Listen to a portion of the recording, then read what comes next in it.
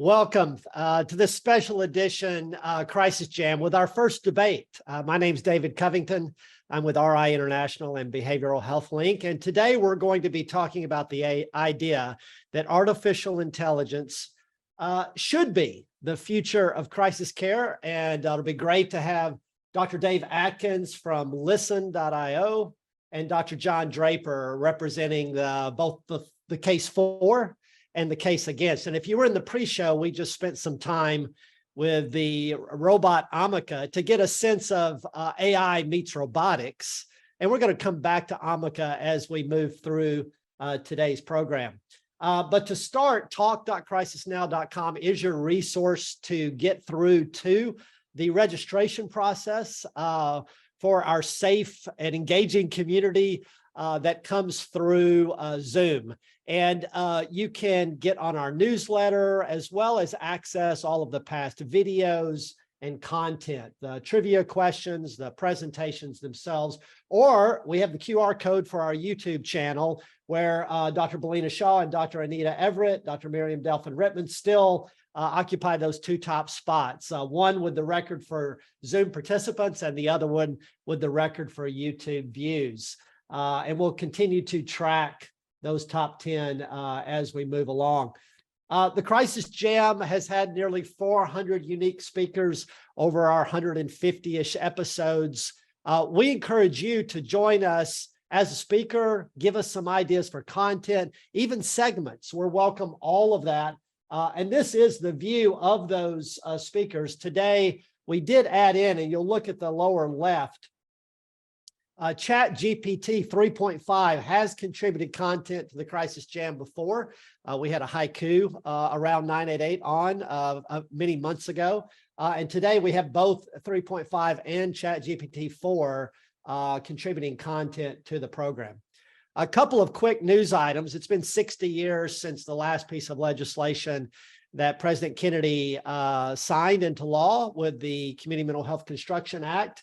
And today, a Washington Post article around JFK's nephew, Patrick Kennedy, has a fix for our mental health and an initiative to drive forward outcomes based on 90% of people getting screened for mental health issues, 90% getting treatment, and 90% having a movement in their symptoms and impact. So some bold goals for driving mental health forward. Go Cowboys. If you saw Sports Illustrated, they featured Dak Prescott's cleats carrying the 988 message. Dr. Delphin-Rittman and the ISMIC meeting that's going on right now also has been highlighting that work.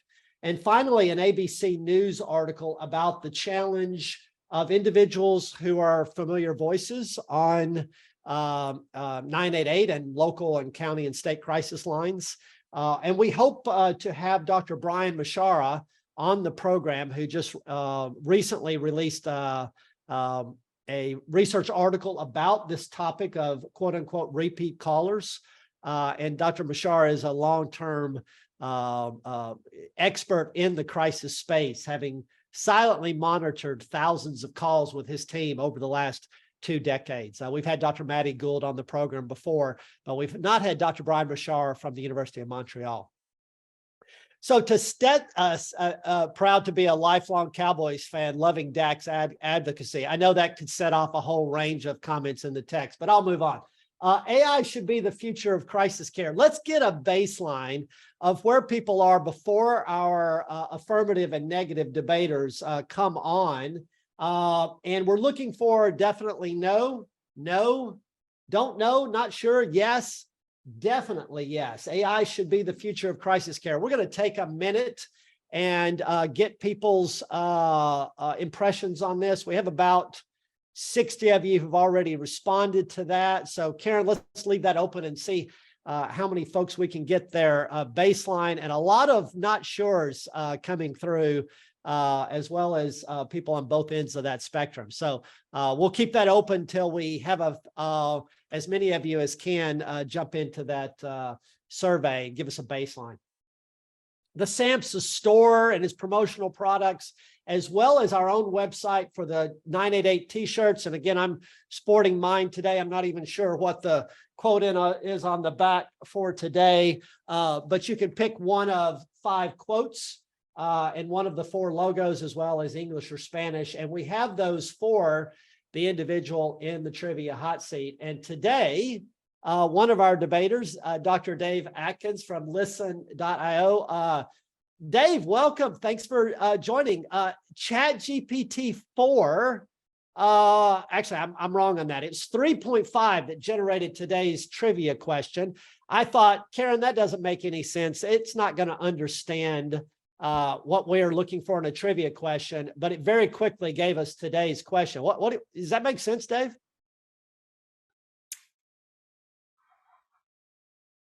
Dave, are you with us?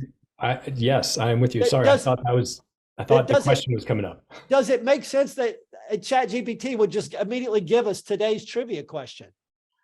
If you ask it a question, it will immediately give you an answer. So whether or not it's a good one, we'll find out. Well, let's see what you think. Thanks to this field, Dave, computers start to recognize human emotions based on facial expressions, body language, or voice tone. While it does pose some controversial surveillance issues, the insights offer critical opportunities in crisis care. What is the term for the field that focuses on using computer algorithms to analyze and understand human emotions and mental states? Is it artificial intelligence, machine learning, affective computing, or natural language processing? So, Dave, just talk it through a little bit. You're in this field, so you may know this straight up. The audience is, we're watching those answers come through, and they're all over the board, although there's slight nod to effective computing at this point. Yeah, it's kind of interesting in that one of the challenges that we have in this field as a whole are these different terms. And honestly, I would think any of these you could make a case for here. Artificial intelligence is the most general, and for folks in the research world, many of them don't like that term. Yeah, because it implies robots, for instance. Machine learning is the most general term that gets used within research settings, because fundamentally that is what we are after. We're trying to have machines or computers learn from data, and that is what becomes the algorithms that underlie AI. Natural language processing is just really a version of machine learning or AI that focuses specifically on language. And affective computing is a type of AI and machine learning that's specifically focused on emotions and affect. So I'm guessing, given this question, I'm guessing ChatGPT is going to go with affective computing as the right answer. And that's the answer. Yes, that's what ChatGPT said. Now, it said it's also called emotion AI, and it is expected this market will increase by more than 35% annually in the next 4 years, primarily due to the advantages for business, including marketing, customer service, and much more. I was actually at a conference in Tokyo in 2016, Dave, with a company doing this very thing around the parasympathetic nerve and getting to the emotions of the caller, in this case for whatever it was. And Mazda Corporation was sitting at the table. So lots of potential impact for the crisis industry as well as we get into that. So let's do just that. Today's topic is AI should be the future of crisis care. Dr. Dave Atkins with listen.io is going to take the affirmative, and he's going to take 6 minutes to lay out that case. We'll follow that with Dr. John Draper, who's going to give us the same 6-minute case for don't agree. AI should not be the future of crisis care. We'll then go into a moderation. I'll ask some questions, and we'll also look to the audience for their feedback and questions. That we'll then have a chance for both to respond. And we'll retake that poll that we did at the outset, and then we'll look to both Dave and John for their actual feelings on this, because we've asked them to artificially go all in for either should or should not. So Dave, the floor is yours. Thank you so much for being here today. Yeah, absolutely. It is my pleasure to be here, and thanks to David and Karen for inviting me. I am a clinical psychologist by background and trained at the University of Washington, and I had the good fortune of being trained and working with suicidal clients by Marsha Linehan. The hallmark of Marsha's training was intensive role plays and feedback. In our grad student seminar, she would sit back to back with a trainee in the middle of our seminar. Marsha always role played the clients. Marsha's clients were never easy. Tears were shed. But she really wanted us to have the visceral experience of working with someone in a life and death situation before we were actually in that situation. The role plays, the repetition, the expert feedback just drilled into us those skills, so that several months later, when I was pulled off on the side of the road talking to a highly suicidal client, Marsha was right there in my head in a good way. Follow the emotion, understand it, ask explicitly about suicide, ask explicitly about means and plans, work collaboratively to remove those means. The reason that I'm telling this story is that within crisis care, we have highly effective methods. These types of intensive training, like I just described with Marsha, or similar feedback-focused supervision, are highly effective. They're incredibly human intensive. Humans are the rate limiting factor in what we do. And with millions of calls, chats, and texts coming into 988, not to mention other areas of crisis, we just don't have the human capacity to meet all these needs. Our crisis staff need additional tools. I said that pretty intentionally, so let me repeat that. Our crisis staff need additional tools to support them, and AI can be part of that solution. At this point, you might be wondering, are we going to have a Marsha AI bot? David kind of set that up with Amica. No, but what I think we can do is we can train AI to learn the specific evidence-based skills of crisis care. And this is what I've devoted the last 15 years of my professional life to, not always in crisis care, but how do we develop AI tools that are reliable, that are valid, that are equitable, that can support frontline behavioral health providers. In crisis care, courtesy of the work of Madeline Gould, Allison Lake, and others, we have well-validated systems for defining and identifying those evidence-based practices. And so the trick is, how do we train AI to do that automatically? Right now, Listen is working collaboratively with Protocol Services and funded by an NIH grant to do exactly this. The front end of this work is very painstaking. Listen's clinical AI team, this is a group of mental health professionals, have been reviewing more than 200,000 individual statements from more than 500 different actual crisis calls, providing that expert input, expert human input to train the AI. So this is very, very different work than just using ChatGPT. And to be 100% clear, ChatGPT or any other off-the-shelf AI solution should not be used for crisis care.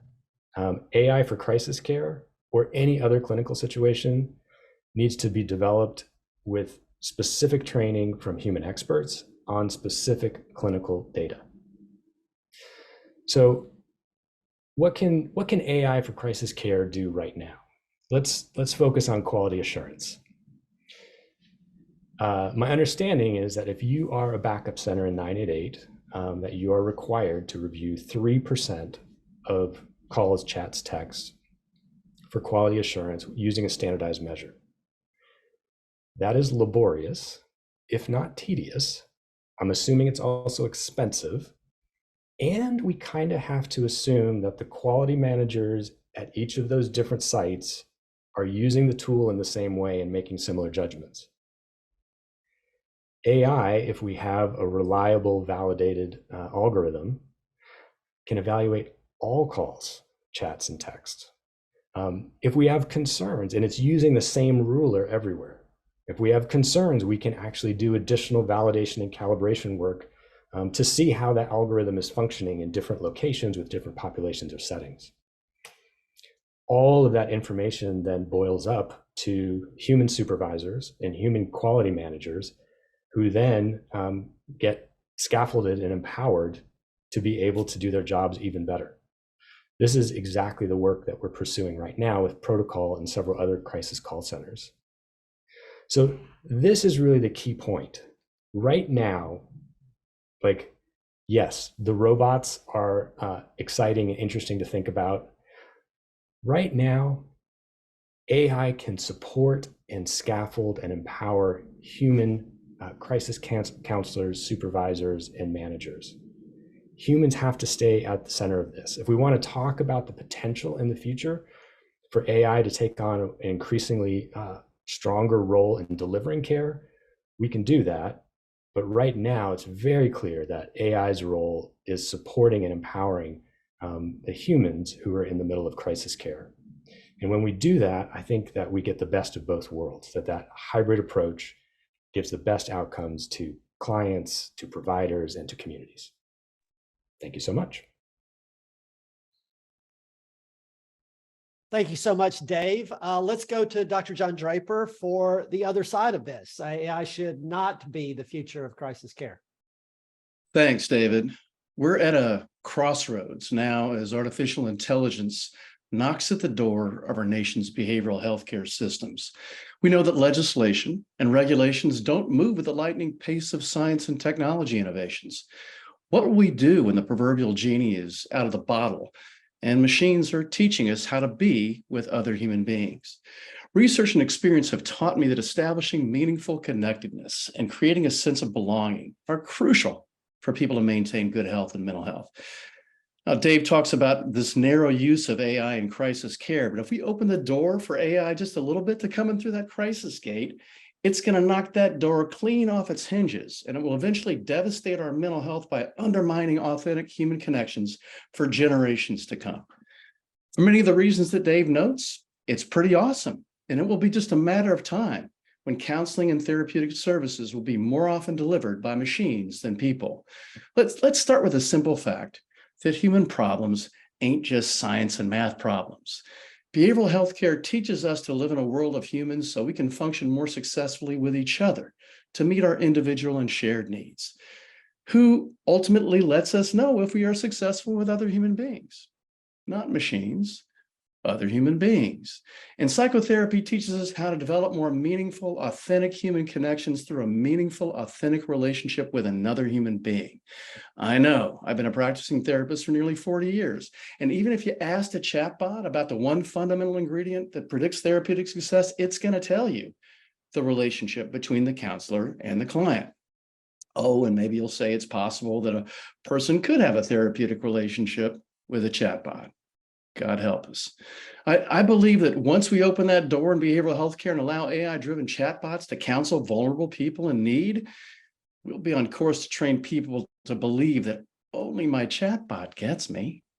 I mean, there's a reason it's called artificial intelligence and not authentic intelligence. Machines are authentically smart. It's their inability to feel and perceive that makes them artificial. So if we are trained to feel safest living in a world of artificial feelings and perceptions, we'll just stay at home with our chatbot. Now, in addition to devastating human connectedness, AI is also going to break down public trust and mental health care overall. First, there are very serious data privacy concerns. Big data tools are data hungry and they swim like sharks to large data sets just to feed their insatiable algorithms. With so much data being collected, how are we going to know how our data is being used and for what purpose? And you can forget about informed consent, as if we could understand the legal hieroglyphics and the terms of use agreements presented to us. And since a lot of data will be stored for indefinite use over time, there's even a smaller chance we're going to know what is going to be done with it. And let's be clear, it's not like something like this has never happened, where behavioral health data was sold without user consent to stakeholders for business purposes. Another major problem is that expansive use of AI will also perpetuate systems biases and undermine care quality for highly vulnerable and marginalized groups. AI requires reducing and simplifying complex human behaviors into categories for data mining purposes. Now, this reductionistic process further entrenches depersonalization of individuals and their treatment by labeling every human behavior in ways that miss the context and nuance of people in their everyday lives. This is particularly a problem with minority and marginalized groups. As most of the data mined in AI algorithms comes from the majority of people in the system, data sets exclude factors that are more representative of persons and groups who are not being served as often. So AI could set us back further at the same time we are prioritizing more inclusive and equitable service models in behavioral health care. We've already seen how the deployment of diagnostic labels has depersonalized people seeking mental health care, particularly with certain racial groups. For example, Blacks are more likely to be diagnosed with schizophrenia than white people. They're also less likely than white people to be diagnosed with bipolar disorder, ADHD, and PTSD. In psychological tests, Blacks tend to score higher for characteristics associated with paranoia, when they've in fact been in a world where systems and people have been biased against them. AI will be mining data from these systems that have already discriminated against marginalized groups, further entrenching the problem. Another major concern, and maybe the biggest, is automation bias with AI. The more we come to believe that the science and math behind AI are more accurate than human assessment and reasoning, the lazier our critical assessments are going to be of AI, and we're going to be losing some of that skepticism that we had at the outset. Our tendency to challenge and question AI's conclusions are going to diminish over time and eventually disappear. AI will become the unquestioned judge and jury in our behavioral healthcare systems. And as our trust in AI becomes increasingly blind, all of the problems I just described, AI care replacing human care and devastating human connectedness, depersonalization of treatment, discrimination, and data privacy concerns, all of them are going to grow unchecked. In conclusion, I tell you that for behavioral health, the road to hell is paved with mathematically sound AI algorithms. Wow. You can see John was a debater in college and it is extraordinarily skilled. Dave, this is some great conversation and I appreciate both of you. I do have a little bit of a feeling, though, that this train has left the station and we're talking about what are we going to do with all the horses because this new car thing is coming along. But John, you and I were in China. We were in Beijing in 2011, and we heard a presentation by the crisis line in Beijing. They were answering a fraction of their calls, and they marketed not at all because there were millions of people in desperation and in pain. You got to tell me that it would be better. Wouldn't it be better to use AI as an augment, as Dave suggested, to support those we can't get to today with our limited capacity? Yeah, once again, you let the horses out of one horse out of the stable, they're all going to go charging out. I mean, from the most negative standpoint, David, my concern would be, yes, we can start using some of these things, but what are going to be the checks that we can balance the use of them in a way that's responsible? Because once we start believing that they're better than we are at all of these things that we think we're already pretty good at, then we start to lose faith in what we can do and start to rely more on what they can do. And that becomes a very slippery slope. Dave, Atkins, so look, we're already using technology in very significant ways in crisis care and have been for decades. But as we go forward, John references some of the concerns, privacy and data security. Look, I think most of us in this call have had our information shared by hacks from companies that were supposed to protect us. Tell us about how that's going to be mitigated in a future where AI should be a support. Yeah, absolutely. We need AI regulation, and Listen would welcome it. So I think that is clearly We have developed the cars and we need of AI, and we need to develop the rules of the road, if you will. But I think that we also have clear things that we can do right now. Listen recently released our first AI bias report, where we systematically examined whether the AI-based feedback that we give to majority providers, counselors, therapists is equally accurate as that which we give to minority counselors, therapists, and crisis providers. So there are ways that we can lean into this type of transparency and be proactive in how we develop that. And I think that as we see the AI regulations come online, that's exactly what they will highlight: transparency, understanding where algorithms were developed, what populations they are appropriate for, and where they might not be. And so, in addition, I think HIPAA provides some guidance here and existing regulation around how data can be used from healthcare settings, and that is important. This is not simply like interacting with Facebook or other social media where your data could get hoovered up. Dave, just a follow-up, Josh Gran references a JAMA network article about 195 randomly drawn patient questions from a social media forum, and they compared the impact of professionals and chatbots. Oh, yeah. Is there a time where the chatbot will, in fact, surpass the Turing test? We won't be able to tell. Is that coming?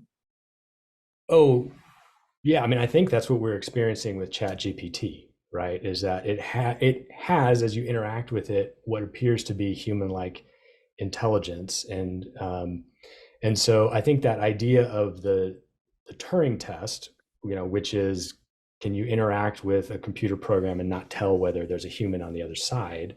I think we're at that point.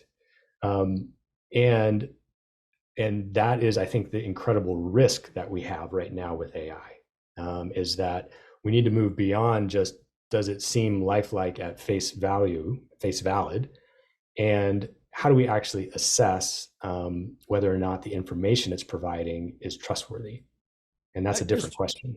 And Dave, one more follow-up question. So several in the audience are asking about how much money is already being invested in this space. Do we have a sense of, in the behavioral health sector, how much is being spent on what would be considered AI type of interventions? In behavioral health itself, I don't know, but it is absolutely the case that the venture capital and private equity arenas are investing billions and billions of dollars in AI right now. And that's kind of what they do, right? They trying to guess what's going to be the huge hot topic that's going to explode, and then they start making bets with their money. And I frankly think that is part of the problem here, right? What is public is Microsoft investing $10 billion in OpenAI, Amazon investing $4 billion in Anthropic, which is OpenAI's competitor. So there is immense amount of money in this field generally, for sure. John, there's a huge thread both in your construction and the audience feedback that warm, real people are superior to the artificial algorithms. And yet you and I have been at many meetings where we got feedback that people are actually not always warm. There's a great amount of variability, and we all have our own, not only biases, but personal experiences and past trauma. So you've made this case, but give us the counter on the challenges. Again, we're not even going to mention some of the worst cases that you and I both have been involved with over the years. Yeah, I mean, human error is real, and it is perhaps the biggest threat to our quality care. I would say inconsistent care that sometimes can be harmful too. So yeah, there needs to be a better job. We need to have more efficient means of monitoring care. So that doesn't mean there shouldn't be some levels of technology that should be used. Absolutely. I mean, just recording calls alone, for example, has made a huge difference. And really what David describes Listen to be doing is fantastic. It's really, really good. The question is, where do we draw the line? And how do we draw the line? As David said, there needs to be regulations. So how we draw those lines in terms of, if we come to say, humans, it becomes binary. Humans make errors, machines don't. And then we let machines run everything, becomes actually when the fox takes over the hen house. Let's get a quick, we have time for 90-second, 2-minute final comment from both of you. Let's start with John, and then we'll go to Dave for the final word. John. Well, look, I've been intrigued with AI for many years. Ironically, one of my oldest friends is a guy named Tom Gruber that I met in high school debate. We used to informally debate each other in the 1980s about encroaching technologies like email and, yes, artificial intelligence. And Tom eventually became the chief technology officer for the invention of Siri and sold it to Apple some 15 years ago. Now he tours the globe promoting good and ethical uses for AI, and he was among the first to sign the OpenAI proclamation that AI must be subject to federal regulations to avoid catastrophic consequences. He taught me that it's possible to do amazing things with AI, how it can make our lives so much better. And he also was the first to state that we must have guardrails for it, or it could make our lives so much worse. Look, all of the concerns I noted about AI are real, but here's some other truths that are equally real. David, our behavioral healthcare system is not working as well as it needs to. We are not effectively reducing suicides. We are not reaching the overwhelming majority of people with behavioral health problems in ways they want to be reached and served. And when we do, care is often inconsistent and, as I noted, sometimes even harmful. And if we succeeded in persuading everyone who had a mental health problem to seek professional help, we would never have enough therapists to help them. For these reasons, I believe that we really do need to seriously explore all tools and resources that can scale our ability to help people to help themselves, help others, and to get high quality professional help when, where, and how they need it. And for these reasons, we really must seriously explore the great potential that AI brings to scaling quality care that reaches people in need.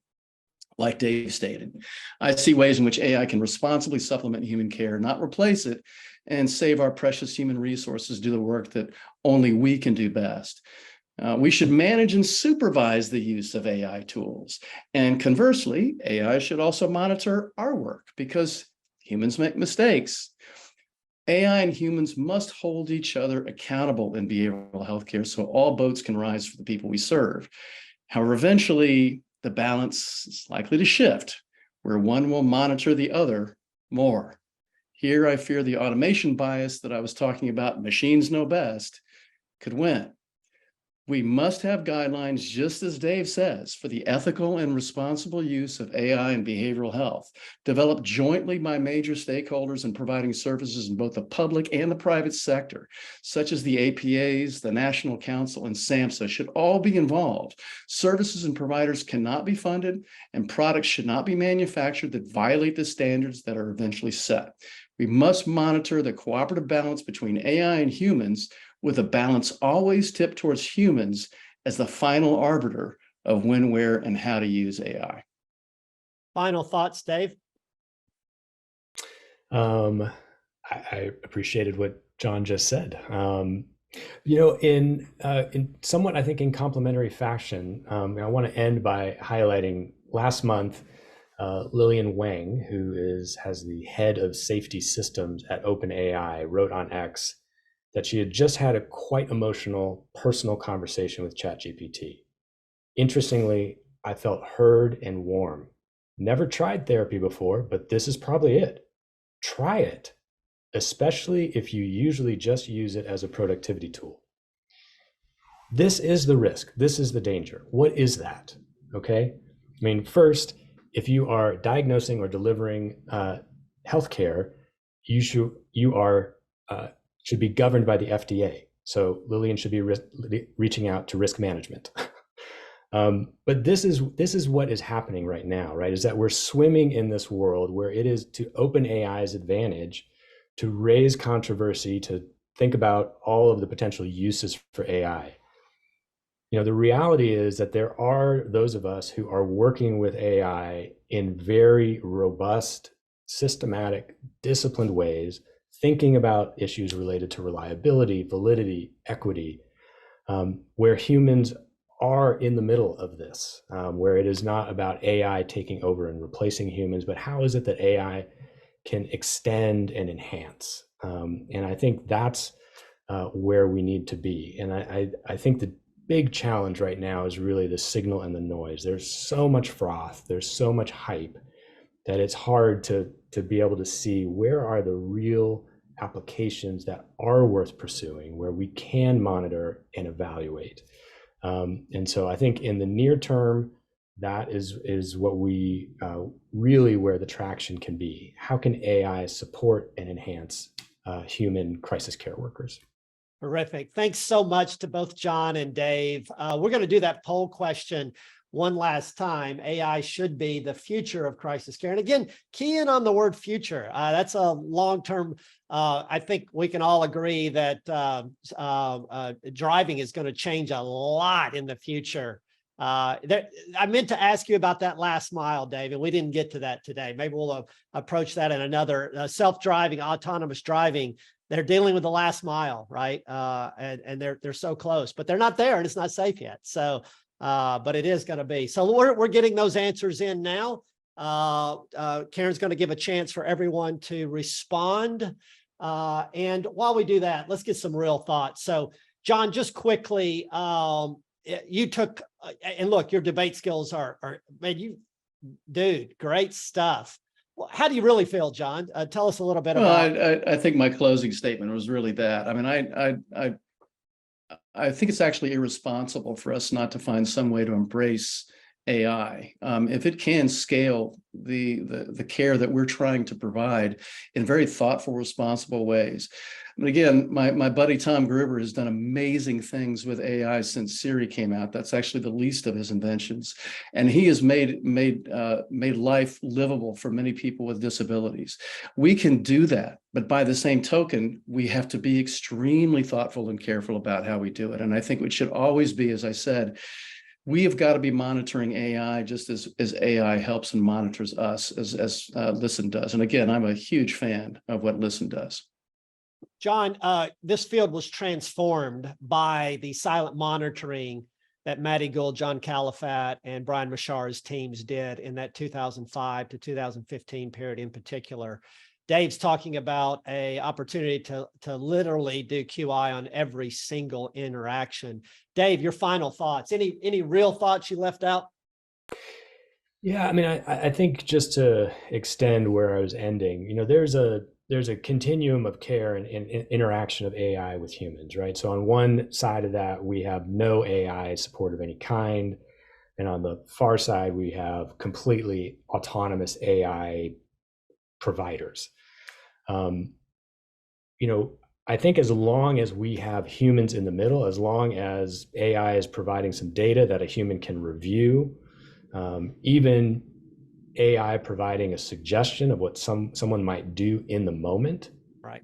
But it's still the human that's making the decision about whether they want to send that chat or text.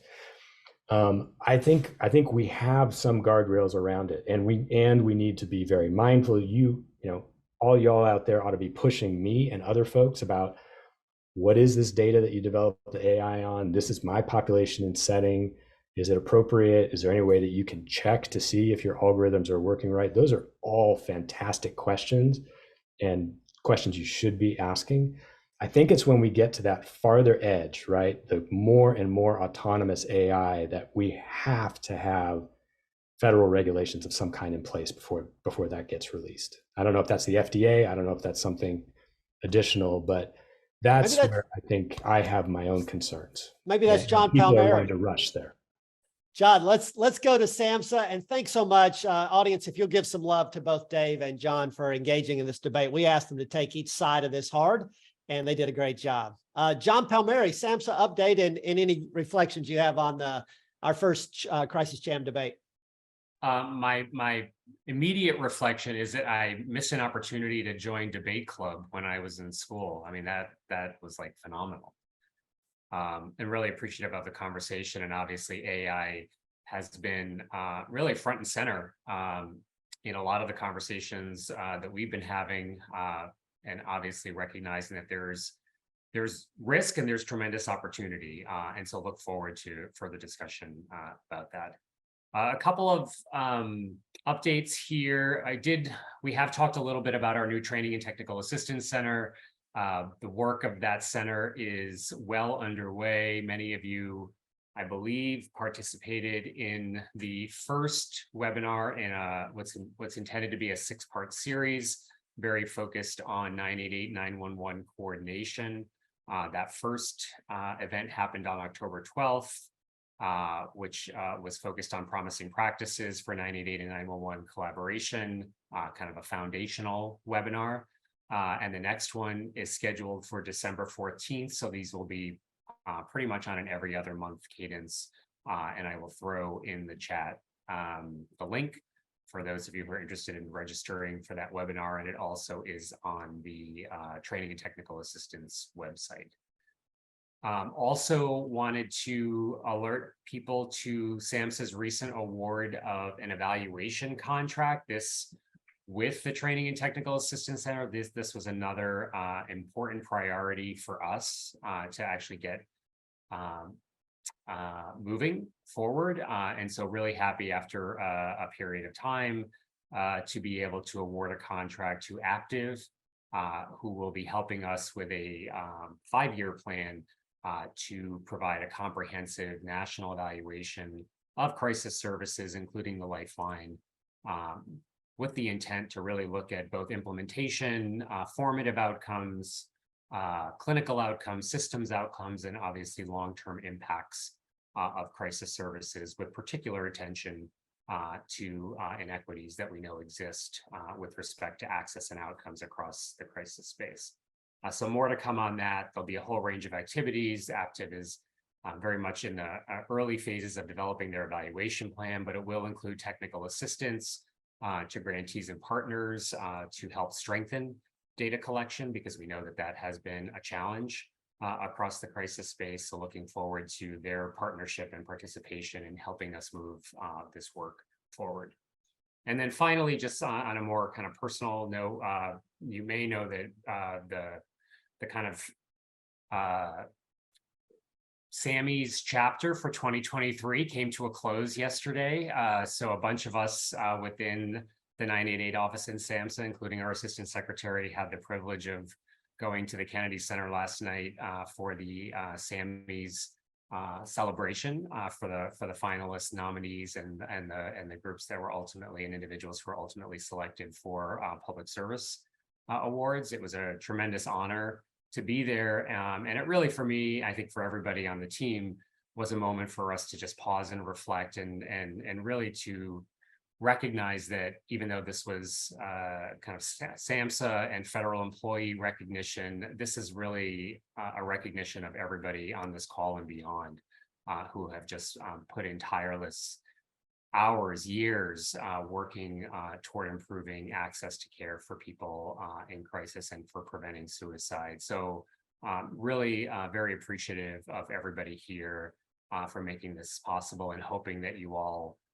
can also just take a moment to recognize yourselves and all the work that you've done and all the work that we'll continue to do together moving forward. So thank you for that. And that's it, David. John, thank you so much. And terrific, you and Richard and James all being a part of that and going through that process. Let's go to Amy Brinkley with the update from NASBIT in the States. Thank you, David. So Amy Brinkley here, and I don't have a lot to report out on in terms of updates, but I do have a couple. So as you guys heard during our last Crisis Jam meeting, we have been working on a crisis peer paper, and so that is still rounding the corner on final publication. So we're looking forward to that. Even though that paper isn't even quite published, we're already finding a lot of new resources as the field is consistently changing, even with peers within the crisis continuum. So I just put one link in the chat of a new resource that we found that is a community developed list of alternatives to crisis or co-responder models for crisis response.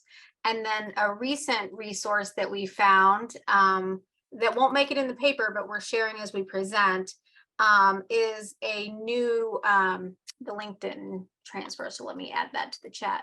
So a new resource that we found from SAMHSA that highlights recovery support service expenditures that are allowable within block grants. So within the mental health block grant specifically, we found some peer respite that was highlighted in that document. So just some resources that I wanted to share as we wait for the crisis peer paper to finalize publication.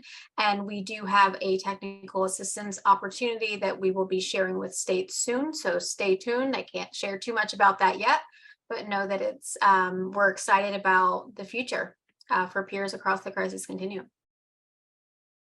Terrific, Amy. Thanks so much. Let's go to Sarah Corcoran for a federal update. And Sarah, the speaker, and the continuation of the government funding. The last time we talked to you, we weren't sure the government was going to stay open, and a lot has happened since. Yeah, absolutely, David. Lots of confusion, and I don't have a very good kind of substantive crisis update, but I do have an update on some of the chaos happening in Washington, D.C. that will affect FY24 spending. So as David mentioned, we were preparing for a seemingly likely government shutdown starting October 1st. The Congress was able to pull together an agreement for a 45-day continuation of FY23 funding up until November 27th, averting that potential shutdown at least until November 17th, where we've got a little bit less than a month to go to see if they'll come up with another short-term funding patch to get us closer to the holidays or into the new year. But that has been complicated by the removal of Speaker McCarthy, and now the consideration of who the new speaker should be. There is an acting speaker, but there are limited powers associated with that role. So they seem to be in the process of voting on a candidate today. And we'll see, when and if things come together, but that has put a bit of a pause on consideration for FY24 spending and making some progress on that. So we will keep you updated as we learn more. But I think it's pretty safe to say that while there are a lot of different variables out there and possible scenarios, we're going to need some of the kind of more procedural things to work themselves out before we can get some clarity on FY24 spending and what that looks like. Terrific. Thanks so much, Sarah. Joanna, anything you want to add to today's update? No, I think Sarah covered it all. Thank you, Sarah. Great. Let's go to Stephanie Hepburn. And we've had Maryland on the program a few times with some of the work there. Tell us about this week's Crisis Talk interview. Yeah, so I'd like to pull on Shauna Brocht.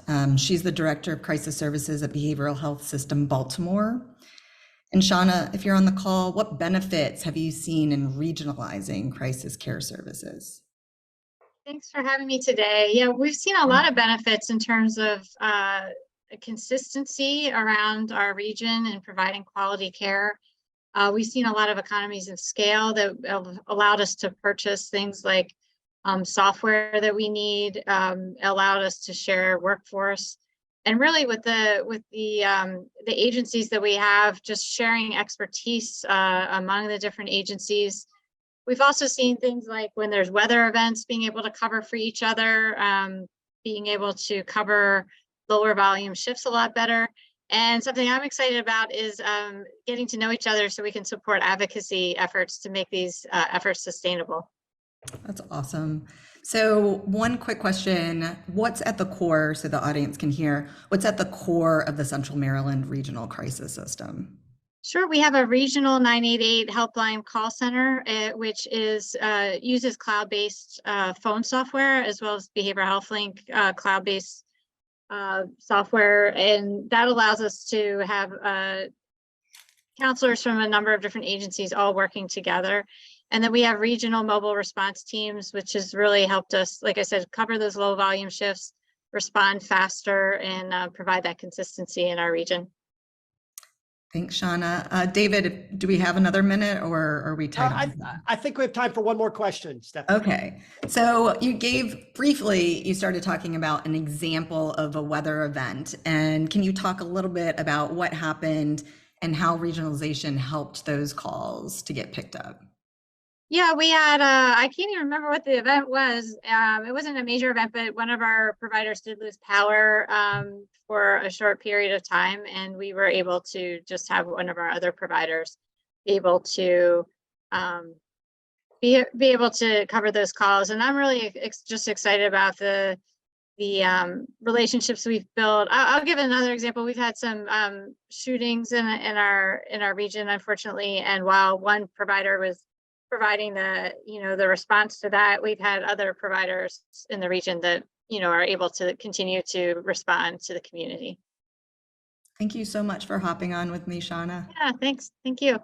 Thank you, Shauna, and thank you, Stephanie. Stephanie, how many Crisis Talk articles are there on talk.crisisnow.com now? Over 200 at this point. And that brings us to got to let the theme music play. Vic Armstrong. Vic, you were writing some great questions we didn't get to in the debate around issues of equity and bias. Give us a strong talk, Vic. All right. 2 weeks ago, I had the opportunity to convene with providers, advocates, payers, legislators, and thought leaders from across the mental health and substance use disorder community. An event that coincided with the 15th anniversary of the Mental Health Parity and Addiction Equity Act, an act that requires insurers to cover treatment for mental health and substance use disorders no more restrictively than treatment for illnesses of the body, such as diabetes and cancer. Core to the vision of parity is equity and access between physical health and behavioral health. Clearly, parity and equity are inextricably linked. One cannot truly be achieved without the other. And neither equity nor parity exist without access to culturally relevant resources. When rural communities have 20% fewer primary care providers than urban areas, we not only have a parity issue, we have an equity issue. When 65% of rural counties don't have a psychiatrist, we not only have a parity issue, we have an equity issue.